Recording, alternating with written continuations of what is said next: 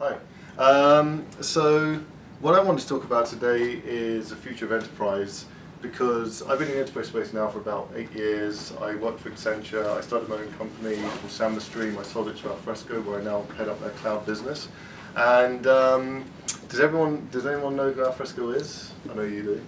There we go. So basically they've now become like the world's second largest open source company after Red Hat. They do enterprise content management software. So enterprise content management software is really for managing documents and files in large organizations.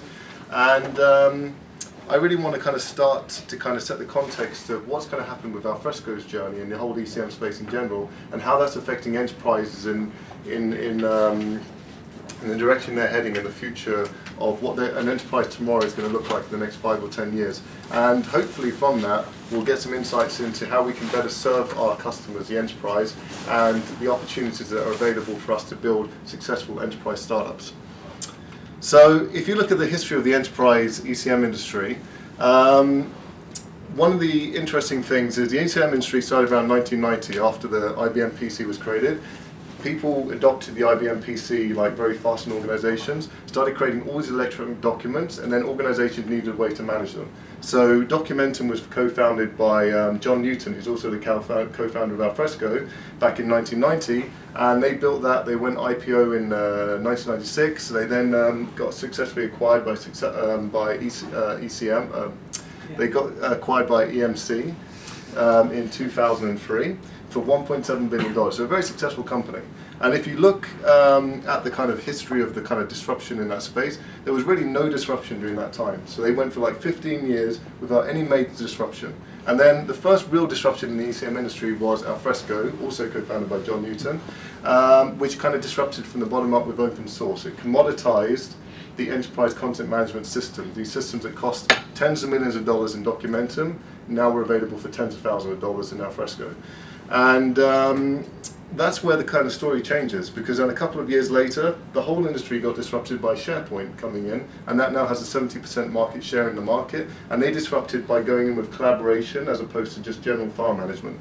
And then the cloud came in, and then the mobiles come in, and although these things have been around for a few years before that, it's only starting to impact our industry in the last few years kind of thing. So when you look at it, you see very clearly 15 years of no disruption, and all of a sudden, an 8-year-old company, Alfresco, has had these kind of market disruptions happening almost every other year.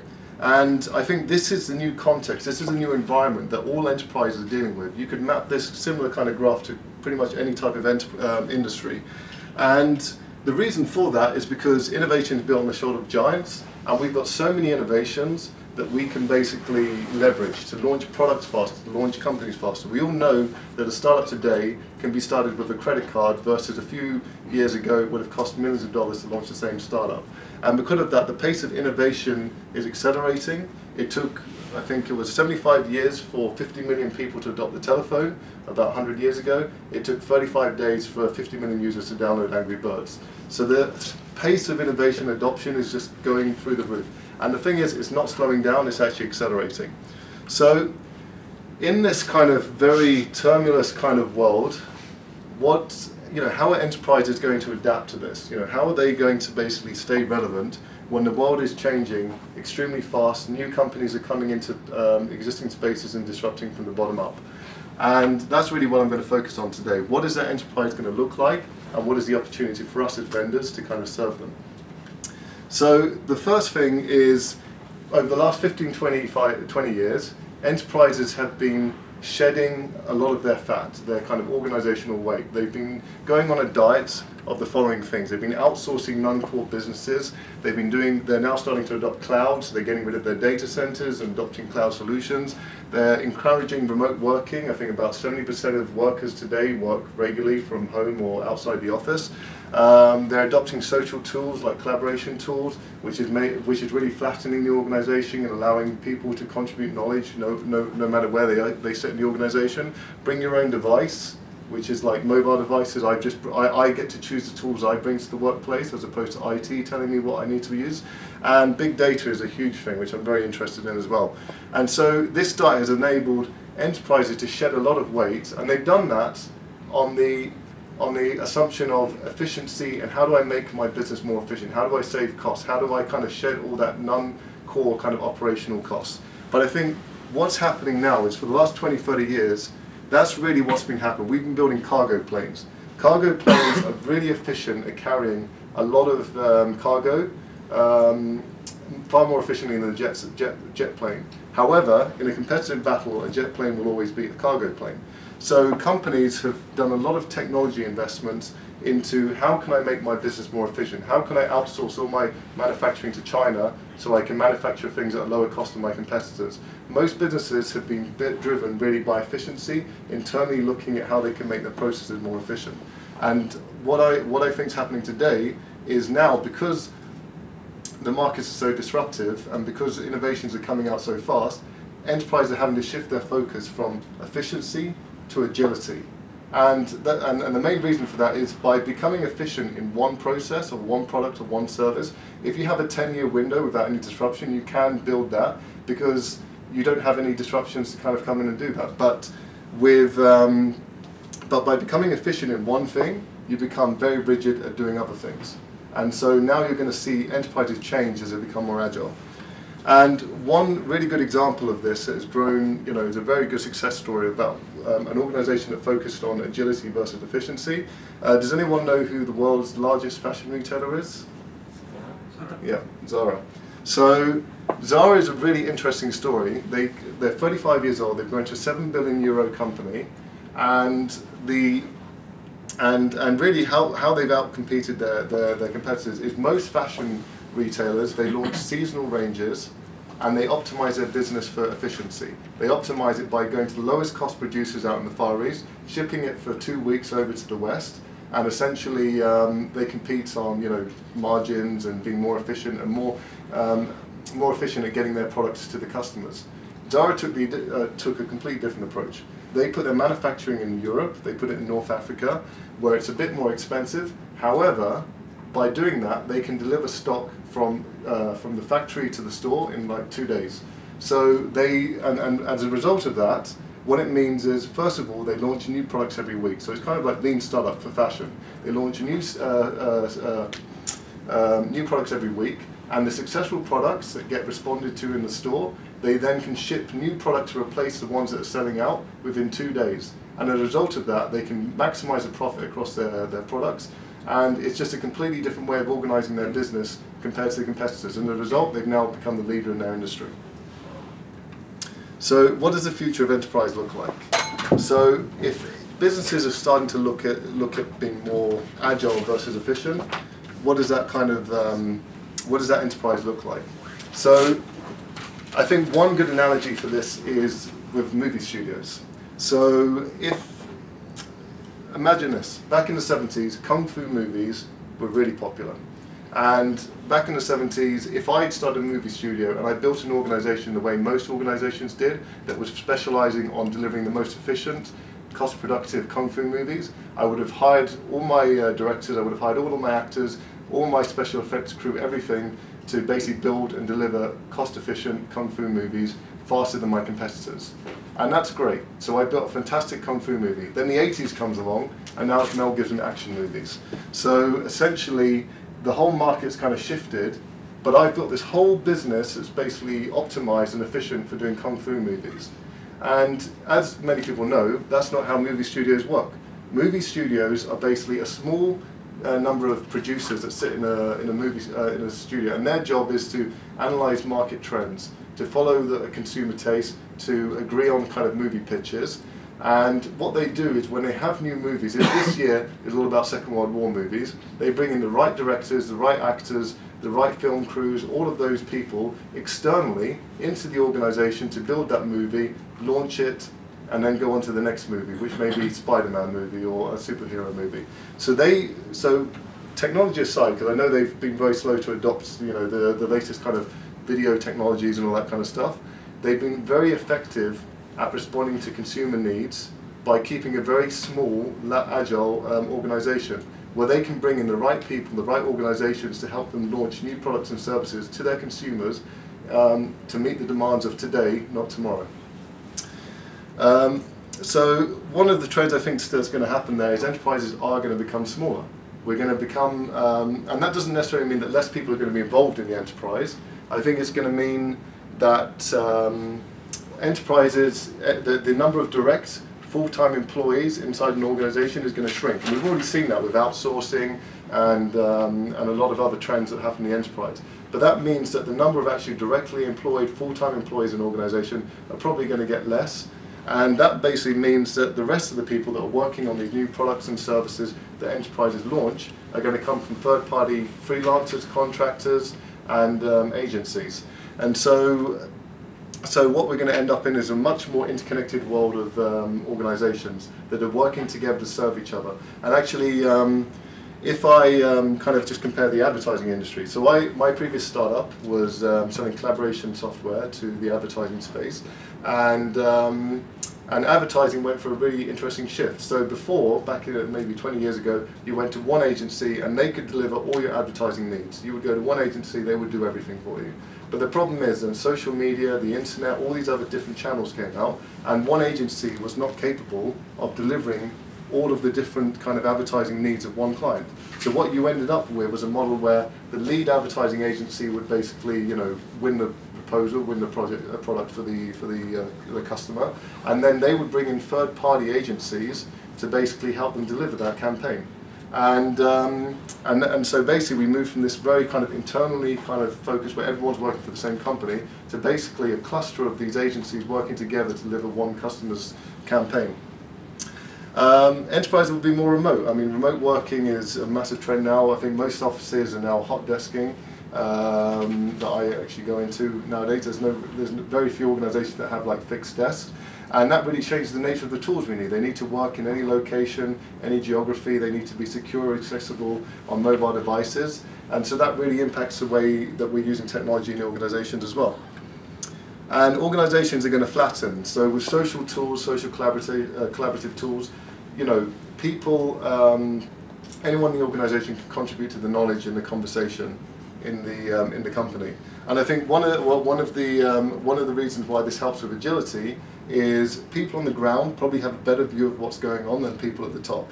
And these social tools flatten the organization so that I can get information, insights from the people on the ground fed directly to management who can then make decisions about the strategy and the direction of the business. And I think one of the biggest trends, which is really going to focus on the way people spend, an enterprise is spending money on technology, is they're going to be far more externally focused. They're going to look for technologies that give them an advantage in the market, that let them focus outside the organization, generate more revenue, understand customer needs better. The days when we, sold IT, which were, which were to drive efficiencies and cost saving and all that kind of stuff, that's disappearing. That's already a commodity. It doesn't mean that enterprises are going to become wasteful, but the fact is now you can buy efficient CRM, HR, and all that kind of stuff. You can get that at a commodity now. It's not high value. The value today is with keeping your head above the water and looking out and responding to market trends as fast as possible. And of course, enterprises are going to be far more data-driven, especially driven with big data. So there's going to be a lot of new tools coming in for that to basically help not just the CEO at the top respond using data, but also the people on the ground using data on their day-to-day job. So this, I wanted to kind of articulate it with something more tangible, a real study. Has anyone heard of Kogan? No? Well, they're basically an Australian company. And the founder basically started back in 2006, and his insight was that that most of the components that are used in electronic devices like televisions and computers and that kind of stuff, the ones that are used in these expensive electronic devices can be bought, from third-party manufacturers. They use the same manufacturers. All these, so Samsung, Sony use the same LEDs from other third parties. And what he understood was if he could buy those components at commodity price and then put them together without the brand uplift and all the other kind of costs that come with manufacturing it under Sony or Samsung, he could basically let customers have the same quality LED TVs but at a fraction of the cost. And so he started this back in Australia. He's now expanded to the UK, obviously not that expanded, but essentially his whole business model has been about what do the customers want? So he essentially puts a product on the website. This is the TV we're going to launch. Customers then pre-buy that to get a better discount on it, and then he uses that money to then go to third-party manufacturers and supply chains to basically get that television manufactured and delivered to the customer in a matter of weeks, basically.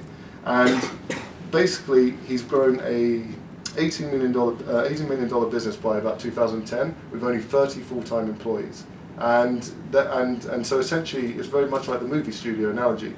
The 30 employees just focus on what do our customers want, what are the products we need to launch for to maximize our business. And they didn't invest in data centers, they didn't invest in manufacturing, they didn't invest in supply chain. They literally have no real assets. And the most agile businesses are the ones that can get rid of their assets so that they can focus and pivot faster than their competitors. So recommendations from that. So one of the things which I think is really exciting about this time, which is why I'm passionate about the enterprise space, is enormous opportunity. Because of the market disruption happening in the enterprise space, there's massive disruption, there's massive opportunity on both sides of the coin. So our customers are having enormous problems adapting to this, especially large enterprises. And that creates a lot of opportunities for us and problems that we can solve and tools that we need to provide to help them move to this more agile world. The other thing as well is the existing incumbents in our industries, the Microsofts, the Oracles, the SAPs, are really struggling to adapt and provide their customers these things because they're big enterprises, 50,000 employees themselves, and they're struggling to pivot and adapt to the disruption that's coming from mobile and cloud and all these other things. And so there's been no better time than now to do an enterprise startup. There's a huge amount of opportunity. And one of the key things, I keep mentioning the word agility, is when you're building your products and you're selling your products, don't focus on efficiency. Efficiency is a commodity now. That's just a given. Agility. You want to build products that help your customers become more agile. And by that I mean, don't build another CRM system that's just going to be cheaper than their other CRM system. Build them a CRM system which is going to allow them to get more insights than their competitors or allow them to sell quicker than their competitors. So focus on agility and don't just take that in your product, take that to your sales pitch as well. So when we sell enterprise content management, when we started with Alfresco, it was all around, well, we cost a fraction of the cost of Documentum, because we're open source. But nowadays when we sell Alfresco, we sell on, by using Alfresco, you can deliver your solutions in a fraction of the time of Documentum. That means if your customers, if your business needs to change or needs to bring a new solution to enable your sales team with new presentations or content, or your marketing team needs to do something new, you can deliver that solution on top of Alfresco in a fraction of the time. And that's what we sell. We sell agility, not cost savings. And the other thing as well is self-aligned business, especially with the cloud, because is there anyone here that's not doing a cloud startup who's doing on-premise? Okay. So my opinion on that is in about 5 to 10 years that's going to be dead, because as businesses have to get rid of their assets and have to become more agile, there are going to be some exceptions to that in terms of like highly regulated industries and stuff like that. But in terms of where the market's going, cloud is just too compelling. It gives you so much of an advantage. It allows you to stop having to worry about maintaining the business, allows you to be agile and adopt new tools and solutions much quicker. So cloud is really going to replace on-premise, and the people who are driving that is not IT, it's line of business. So if you're selling software today in the enterprise, target the line of business. How can you make the chief marketing officer more successful and generate more revenue in their business? Don't go to IT and sell them another solution which they've then got to kind of customize and build for their business. So if you want some more information on this, there's 2 really good sources. So one of the books that I picked up over Christmas, this guy's actually out in Melbourne, Australia, Peter Evans Greenwood. Fantastic book, really covers this subject far better than I can. There's also, for those of you who follow Gartner, they've actually talked about this trend inside the enterprise, and they call it the nexus of forces. So how is mobile, social media tools, cloud and big data all coming together to create these new use cases and these new opportunities and new ways of working inside the enterprise. So just one more thing before I finish. So most of my presentation has really been talking about the enterprise, but hopefully all of us are in the process of creating enterprises. And I think one of the things as well that I find really interesting about the things happening in the enterprise as well, not necessarily about the technology, but about the way people are building companies and the way they're organising it, is we have an opportunity, especially as startups. We don't need to undo all the work that big enterprises have built up over the last 50 years. We can create an organisation from scratch, which allows us to basically become that agile, fast, efficient kind of company. And I find that really interesting for myself. So thank you very much.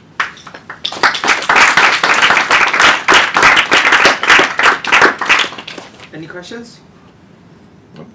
No. Okay. Can I ask you a question? So you actually you talk about innovation adoptions. You talk about speed. So the analogy you use is the Angry Bird, but that's actually is a consumer internet company. Yeah. And the adoptions in the consumer internet company is very different from enterprise companies. And so when it comes to the enterprise company adoptions, and there are a lot of challenges there, and then how do you see that? And can you also be that agile when you are dealing with enterprises? So I get the issue. So enterprise moves much slower than consumer, and the reason for that is because there's multiple stakeholders, and everyone's going to be involved in the decision. You've got to go into a complex enterprise deal.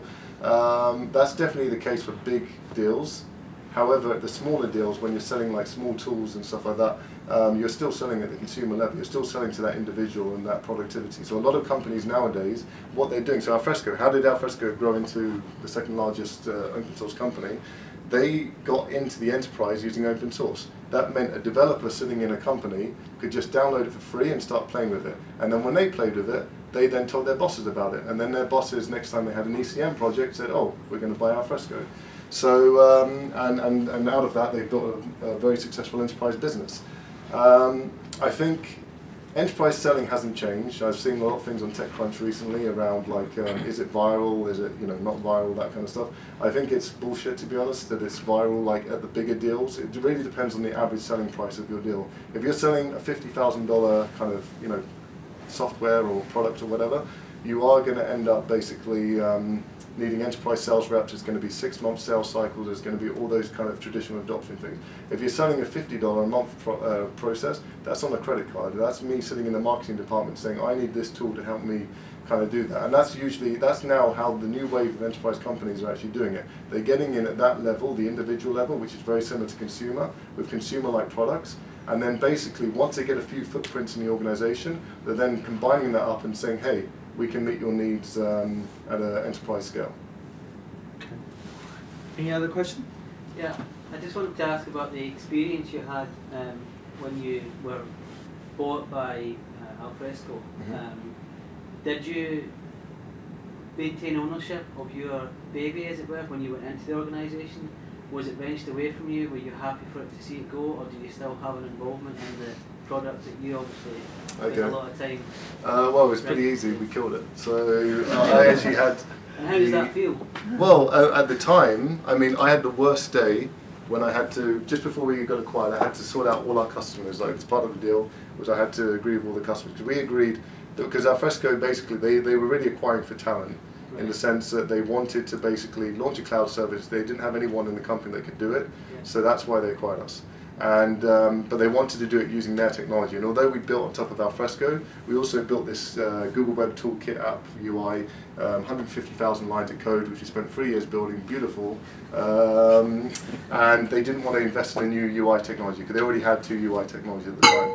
So although they took some of the technology for the back end, which is how we kind of scaled Alfresco for the cloud, they didn't want to adopt the majority of it, which was the front end and the actual application itself. So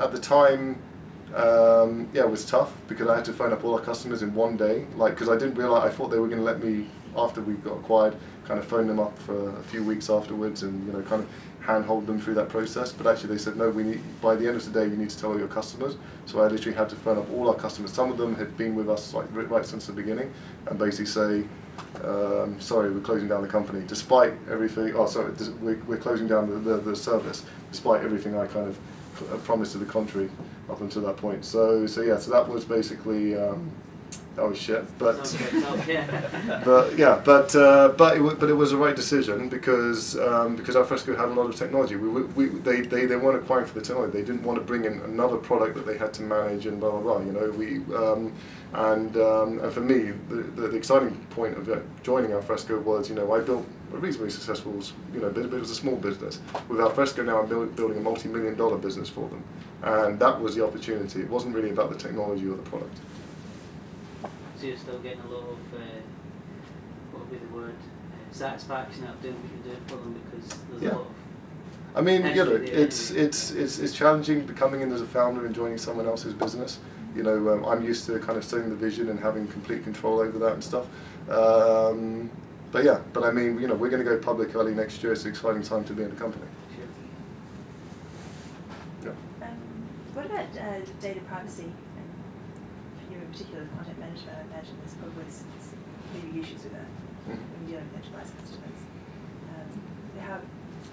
Has that been a problem, and how have you gone around it? So this is the interesting thing, which is why I really kind of believe in a lot of the ideas here, is that's been like a massive hold-up for a lot of organizations adopting cloud. That's why it's taken so long. You know, cloud has been around for years now. However, the forces that are compelling, the forces for cloud are so compelling now. Like, well, if they're still thinking about efficiency, it's the cost savings. But if they're thinking about agility, that agility you get from cloud versus on-premise is too compelling. And I've seen big banks and European banks, you know, basically adopting cloud. And while they still, you know, they still have concerns around data privacy, you still need to respect the laws and all that kind of stuff. But those kind of issues are becoming kind of less of a concern. Like, if you can provide a lot of value in your product compared to what they're doing on-premise, they will justify moving to the cloud, basically. And so, for example, Google Apps' biggest customers, you know who they are? BBVA, Spanish bank. I mean, can you imagine 120,000 users putting all their emails for a financial institution in Europe in Google Apps, which is hosted in the US? You know, the cost savings and the agility that you get from going to cloud are so compelling that the trend I've seen in the last like 6 or 12 months is huge companies that maybe 18 months ago when I started Alfresco just wouldn't have put their stuff in the cloud, and now just switching their minds on it. And this year is just going to go phenomenal. Yeah. Yeah. If somebody has an idea, a startup, do you think it is important to use I'm asking this because of what you said, to use the services of an IT consultant to see what sort of services for the moment are available to frame actually the startup in one of these existing softwares or the things that are already available? Do you think it is useful to have the advice of IT consultants? What, to do a startup? Yeah, to begin a startup. I don't know. I mean, I used to be an IT consultant. We speak a lot of bullshit. So I think if you're doing a startup and you don't have if you don't have the technical knowledge, you need to get advice from someone. And actually, I wrote a blog about this. You know, technical co-founders, I think, have a huge advantage over non-technical founders, just because they don't need to go outside for the technology advice, and it's easier to learn the business advice than the technology stuff. But I think yeah, you should definitely get advice if you're not a technical person. But I don't know. It depends what IT consultant. If you're going to someone like Accenture, they probably won't know jack shit about how to basically do an enterprise startup. You know, I didn't actually to be true about that. Like, I didn't learn anything about software delivery, how to run cloud, or really how to do even Scrum Agile until I left Accenture. Because Accenture still delivers multi-million-dollar projects using a waterfall model. You know, they still, you know, they don't do continuous delivery, they don't do any of that stuff. You don't learn that there, you have to learn it outside Accenture. So you're not going to get it from one of those types of consultants. So just one quick last question. Were you self-funded? Did you bootstrap, or did you have funding? We were bootstrapped, so which made it easy to exit as well. Yeah. Cool. So we're gonna have David later anyway in the panel discussion.